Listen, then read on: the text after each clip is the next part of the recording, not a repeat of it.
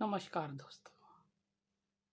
जैसा कि आपको पता है, हमारे द्वारा सीपीसी 1908 के पढ़ाया जा रहा है, जिसमें हम भाग 9 तक पिछले अध्यायों में हम बता चुके हैं, अर्थात पिछले वीडियो में सब बताया जा चुका है।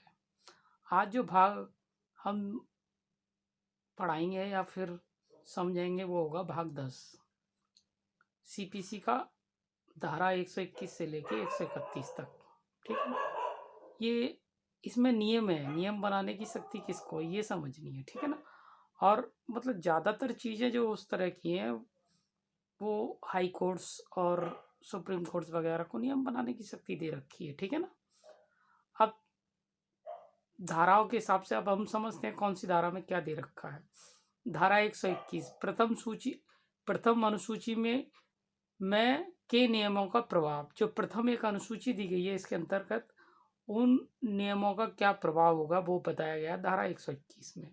अब धारा 122 नियम बनाने के कुछ उच्च न्यायालयों की शक्ति, कुछ उच्च न्यायालय को धारा 122 के अंतर्गत नियम बनाने की शक्ति प्राप्त दी गई है सीपीसी के थ्रू। ठीक है ना। अब धारा 123 के बारे में बात करते हैं। कुछ राज्यों में नियम समितियों का गठन करना, जहां कुछ मामले या गंभीरता इस तरह की है, वहाँ कुछ राज्यों में नियम बनाने के लिए समितियों का भी गठन करने का प्रावधान हाईकोर्ट के अंडर दिया गया है। ठीक है ना। अब धारा 125 के बारे में जानेंगे। नियम बनाने की अन्य उच्च न्यायालयों की शक्ति। अन्य उच्च न्यायालयों से मतलब ये कोई 2 उच्च न्यायालय हैं किसी राज्य में, एडिशनल है किसी राज्य में 3 है, तो उन्हें कैसे नियम बनाने की शक्ति होगी। ठीक है ना। अब धारा 126 के बारे में बात करते हैं। नियमों का अनुमोदन के अधीन होना, अर्थात उच्च न्यायालय के अधीन होना, और किसको नियम बनाने की शक्ति दी जाती है उस संबंध में इस धारा 125 में बताया गया है। ठीक है ना। अब वो 126 के बारे में बात करते हैं। नियमों का अनुमोदन के अधीन होना, अर्थात उच्च न्यायालय के अधीन रहेंगे और कैसे कैसे काम करेंगे, ये धारा 126 बताती है। 127 का नियमों का प्रकाशन। जब भी कभी कोई हाईकोर्ट नियम बनाती है, नियम बनाने के बाद मतलब कोई भी संस्था को जब सीपीसी के द्वारा पावरों के अधीन नियम बनाने की शक्ति दी गई है, तो उन नियमों का प्रकाशन भी किया जाएगा। ये नहीं होगा कि खाली नियम बना दिया, किसी को पता ही नहीं लगा और जानकारी ही नहीं है किस तरह का नियम है। ठीक है ना।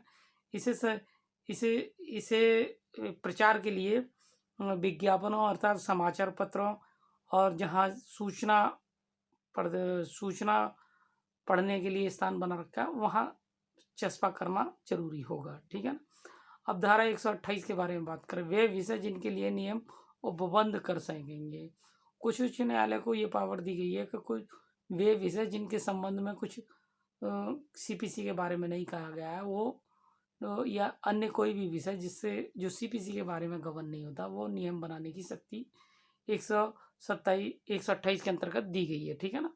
अब हम बात करेंगे 119 की। अपनी प्रारंभिक सिविल प्रक्रिया के संबंध में नियम बनाने की उच्च न्यायालयों की शक्ति है, अर्थात जहाँ सीपीसी उच्च न्यायालय में अप्लाई होती है, मतलब लागू की गई है, कहीं नहीं लागू की गई है, वहाँ एक दूसरा विषय है, तो वहाँ ऊपर बनाने की नियम बनाने की शक्ति अलग अलग दी गई है। उसी तरह धारा 29 में भी प्रक्रियाओं के संबंध में उच्च न्यायालय को नियम बनाने की शक्ति दी गई है, जिससे कि न्यायालय का कार्य सुचारू रूप से किया जा सके। धारा 130 के बारे में बात है। प्रक्रिया से भिन्न विषयों के संबंध में नियम बनाने की उच्च न्यायालय की शक्ति।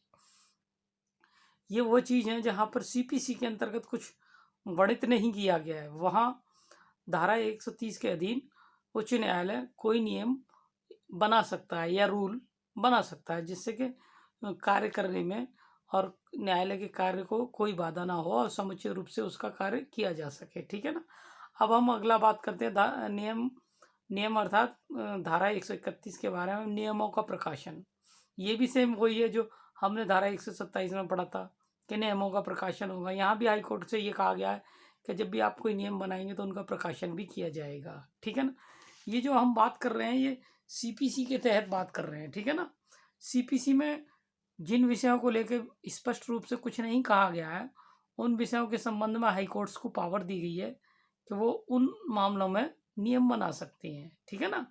इसीलिए ये सीपीसी बड़ी विस्तृत हो गई है और विस्तृत होने के साथ साथ समुचित व्यवस्था दी गई है सिविल केसों के संबंध में, जिससे कोई दिक्कत ना हो।